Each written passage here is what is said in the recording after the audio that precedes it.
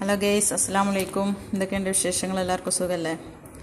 അപ്പോൾ ഇന്നത്തെ വീഡിയോയിൽ ഞാൻ നിങ്ങളെ കാണിക്കാൻ പോകുന്നത് ബ്രേസ്ലെറ്റ്, മാലയ്ക്ക് ഉണ്ടാക്കാൻ ഉപയോഗിക്കുന്ന ബീഡ്സാണ്. ഞാൻ ഇന്നലെ വരുത്തിച്ച ഒരു ബീഡ്സ് ബോക്സാണിത്. പല ഐറ്റംസ് ബീഡ്സ് ഇതിൽ കാണാൻ കഴിയും.